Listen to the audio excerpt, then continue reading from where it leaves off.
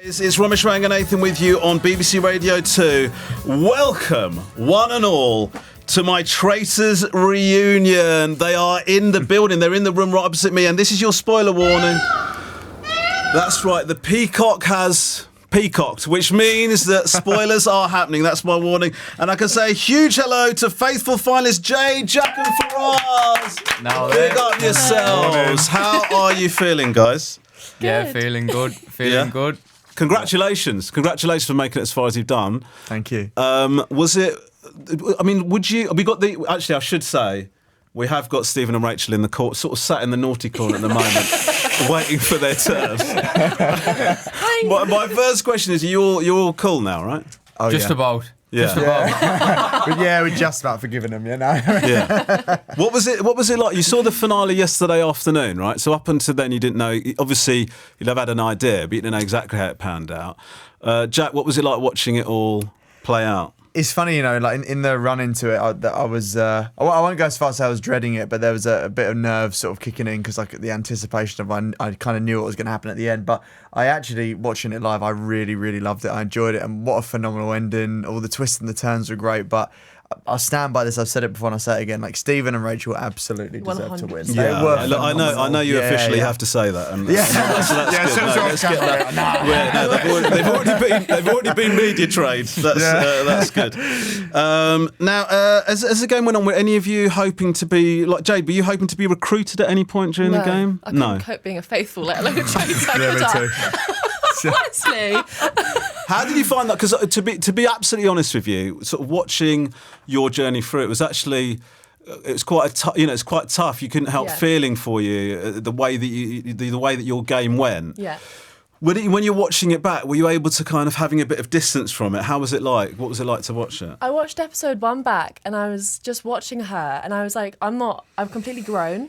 There's so much evolution. Like, I learned so much about myself and I grew in confidence and spoke up at the round table, and I saw how nervous I was. And I was like, you know what, fair play. Are you able to, like, because obviously, you know, when you were banished, you were sort of...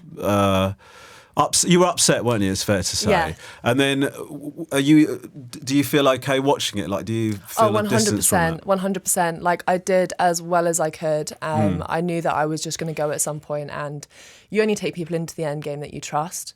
And there was no way that anyone trusted me. So yeah. Why do you think they didn't? What do you think was? Do you think it was a vibes thing? Just suspicion. Like, when you've got so much suspicion on you, and you watch it back, and you see all the conversations that you weren't a part of, you were like, oh, I really, really missed out on a lot of conversations that were quite pivotal there.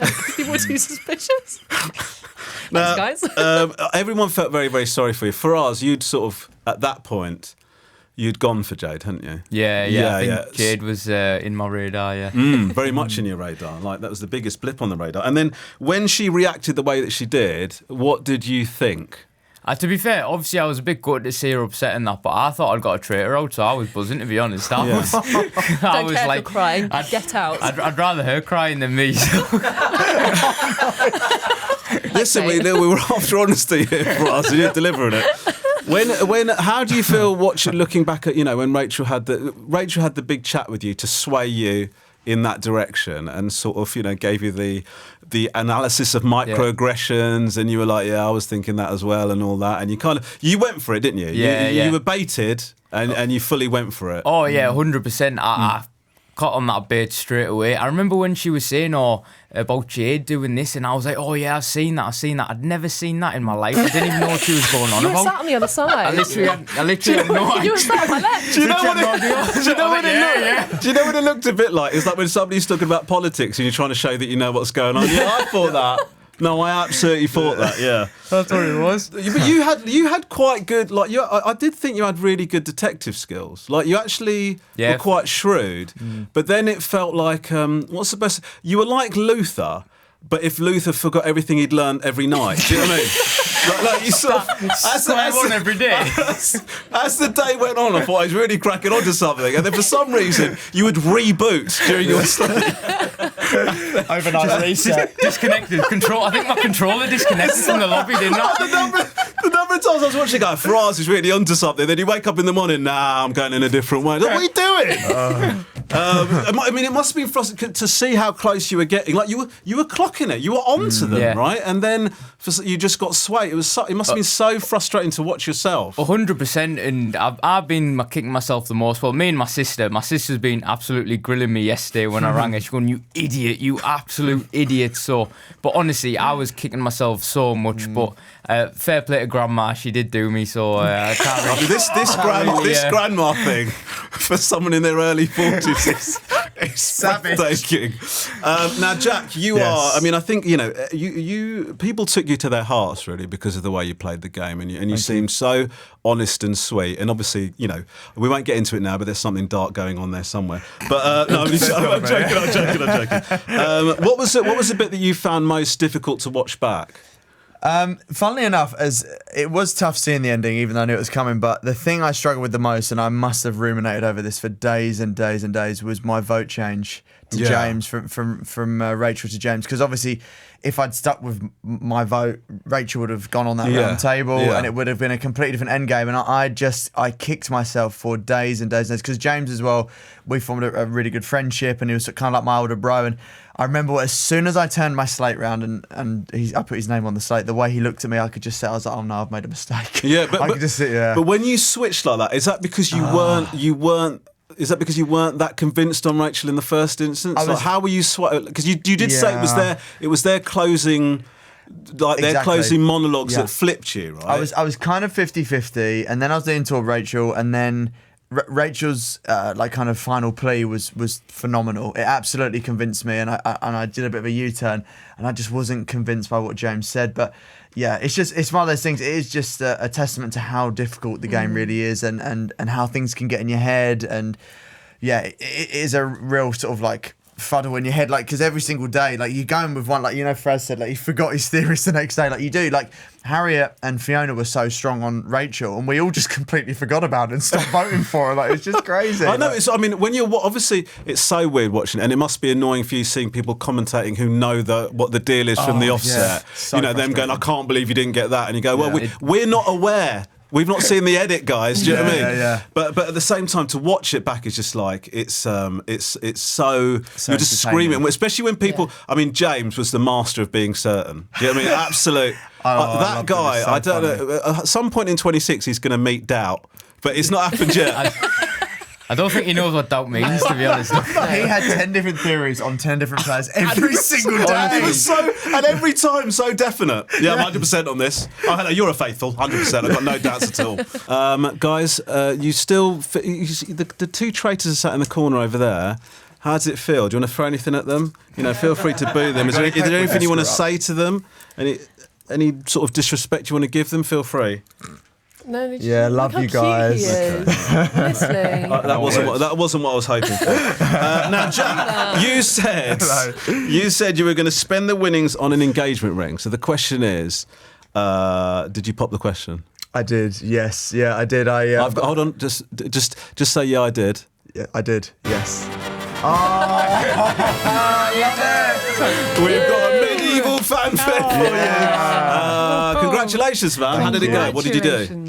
We about a month after Traitors, we went to Santorini, and nice. I sort of had it all pre-planned. I contacted this company that do little boat tours of the island, and I did it on the yacht. It was all kind of planned with the crew. It was quite funny actually. I got horrendous seasickness about half an hour before I was going to pop the question. I was at the end of the boat with a bucket, and the crew were looking at me going, "Are you still going to do it?"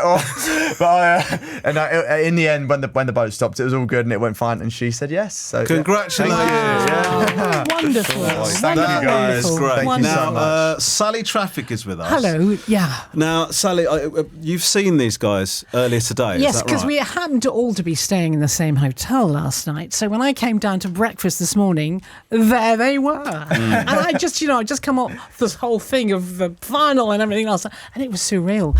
And I was saying hi, and I'll see you in the studio.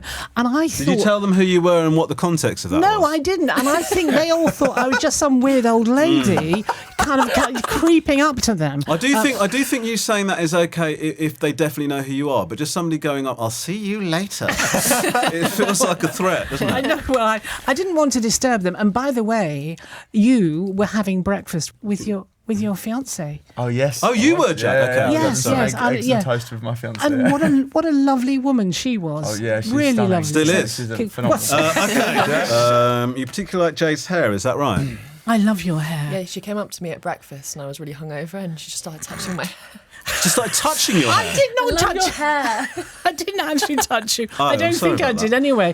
But I thought your hair was magnificent through the whole. Every time I tuned in, I wanted your hair. Thank you. It's just so gorgeous. Again, it's it requires context, doesn't it? I want your hair. Hi, Romesh. Please, could you tell Jade that everyone at the University of Warwick is really proud of her achievements on the Traitors, as well as the vital research work she does for us at the university. Love the show. Oh, thank you. That's very. I am very excited to say it's the moment we've all been waiting for. A huge welcome to our winners. It's those terrible traitors, Stephen and Rachel. What? And Jack, Jane and Faraz are still in the studio. Feel free to boo them, or if there's anything they say that you find horrendous, please feel free to jump in. Congratulations. That was unbelievable television. And you came so close to getting found. I mean, it was just so many times it felt like you were close to getting like rumbled, but you made it. How does it feel? I still don't believe that I mean, I shouldn't be sitting here, let's be honest. Like, I think none of us believed that I would be sitting here today. So. I did. Well, thank you did. very much. I had faith, but it feels weird. It feels like, as Jack said, a fever dream. Yeah. Now, Stephen, I don't want to. I'm going to start by putting the cat amongst the chickens. Oh, for goodness You sake. had some incredible fits, like unbelievable. Thank you very much. Now, was that a strategy to sort of distract from your face? What I mean by that is, you sort of you wore your emotions quite blatantly, didn't you? I did, yeah. Thanks for pointing at the obvious. So it wasn't like a conscious decision before I got there to wear clothes that were kind of loud and flamboyant. But I realised quite early on that every time I walked into breakfast, the first thing people commented on was what I was wearing and not how red I was in the face. So I then started to realise that the clothes were actually helping me get through each day. Do you think that that your emotions playing on your face? I mean, it helped you out in the end, didn't it? Because when as a viewer, I'm watching it thinking, this guy's in trouble here, right? Because he's wearing his heart on his sleeve so much. But actually, it just gave you a bit of credibility that you might not have otherwise had, right? Well, I was nothing if not consistent, right? I mean, I was consistently looking perplexed, shocked, scared. I was perspiring consistently. And I think that's probably what helped me, is that I never really changed throughout, right? So I was red from the moment I got on the train to the moment I was at that final fire pit. So yeah, I think it was consistency that worked for me there. Do you think future players of Traitors should get a stylist? I mean, you've set the bar pretty high, haven't you? If I'm the stylist that they want to hire, then yes, they should absolutely get a stylist. Now, Rachel, well done. Congratulations. You played a hell of a game.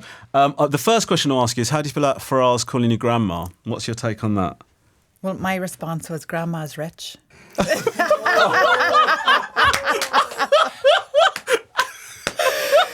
So eat that. How close did you feel Stephen was to turning on you in that last moment there? I mean, I thought he'd done it. I thought he'd turned because we both clocked each other's eyes when we were voting for Faz. So I knew we were aligned.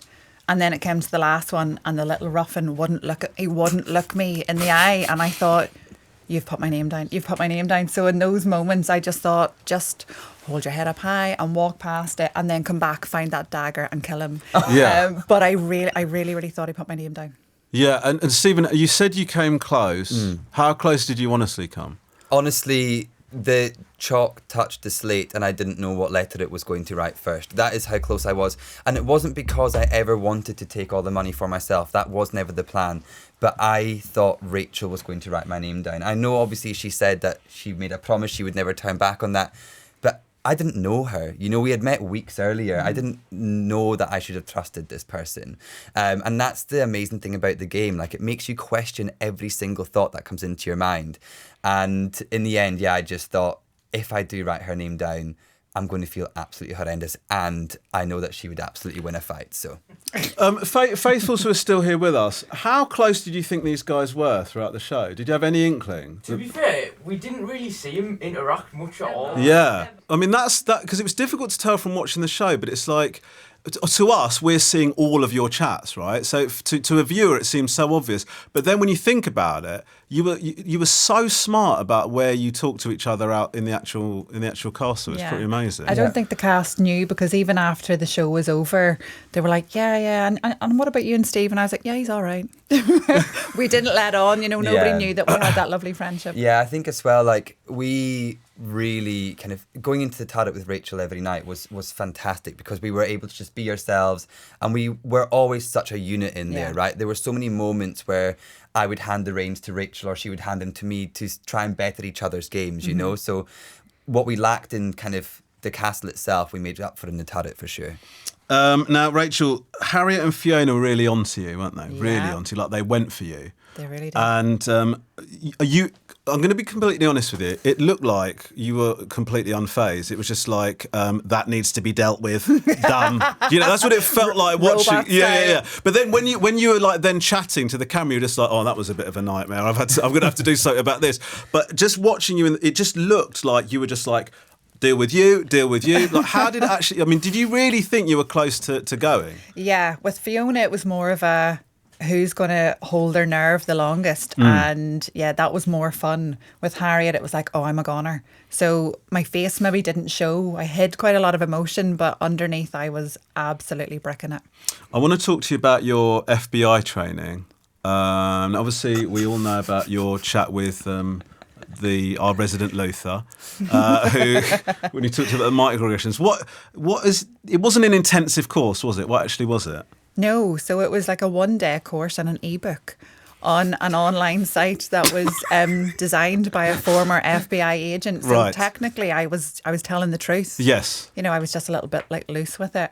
But what it was doing for me was I need to be prepared for anything I do. So I was like, right, if I'm going to go in here, there's a chance I could be a faithful. I need to learn how to spot liars. And then if I'm a traitor, I could still use it, and have it in my back pocket. So it did come in handy. Here's my sort of question for you, because like you did. There was a few moments of you telling quite lengthy lies. Do you know what I mean? Like when you chatted to Fraz to swing him, and when you were saying, don't take this away from me. That you a lot of the time when people are lying, they want as little time on the ball as possible so they can get it over and done with. Yeah. But you'd be kind of quite florid with it, and you'd sit on it. And so did reading that book actually help you lie as well? I mean, do you feel, are people in your life less likely to trust you going forward now, do you think?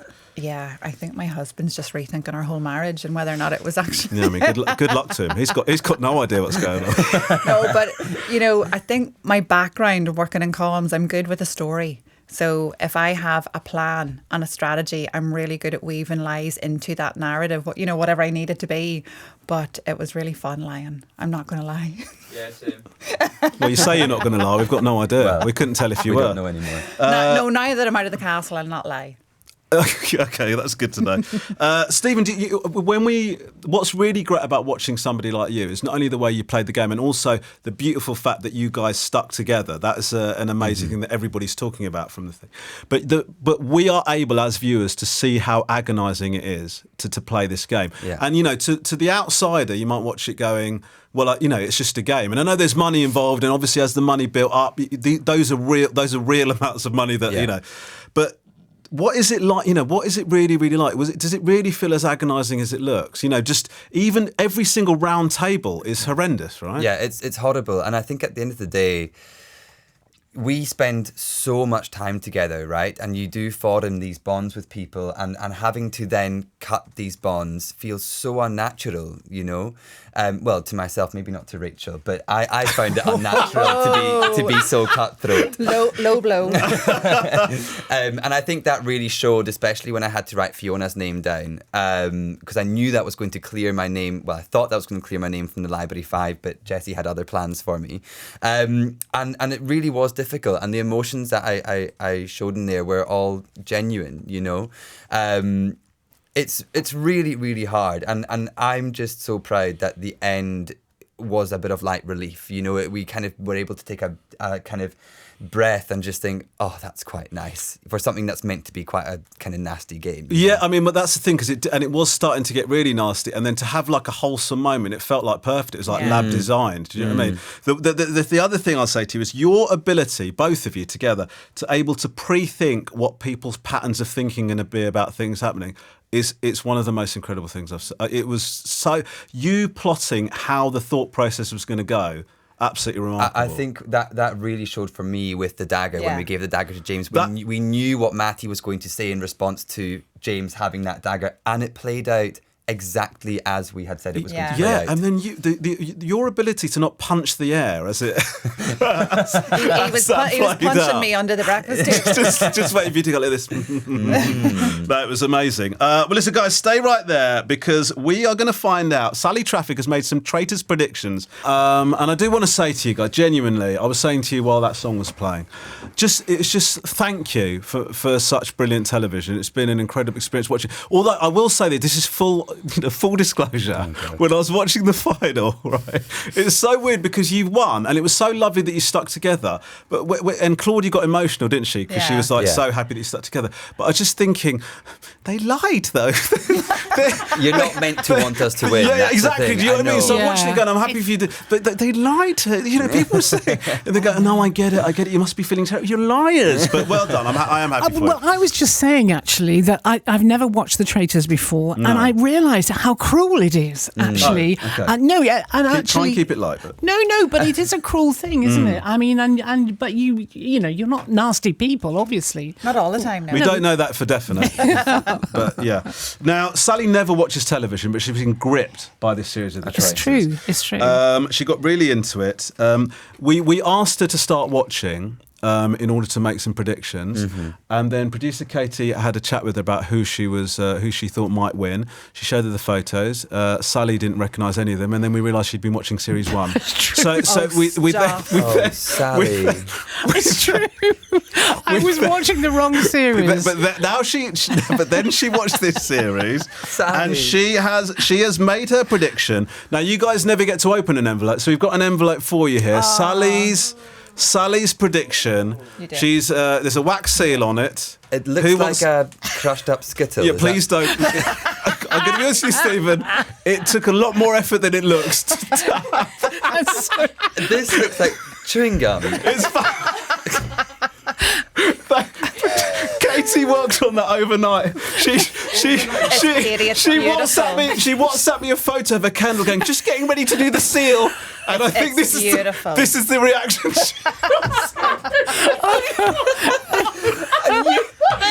And you got this. It's so bad. It's so bad. Anyway, I'm going to open this. Okay, this is Sally's one. This is your prediction for the winner, is that? Yes. Yeah. Can I ask, when did you make this prediction? In episode 1 or episode 12? It was midway through, wasn't it? Because that's crucial information. Yeah, that is crucial. I think she made it late last night. No. After the show aired. Yeah. It was literally before halfway through, but of course you have to get a sense of people. It takes 2 or 3, and then I made a decision. Okay, well let's have a look. Can we see what Sally has predicted? I'll open the envelope and then you can read the letter. How Great. about that? That's great. Great division of labour. Teamwork. Yes.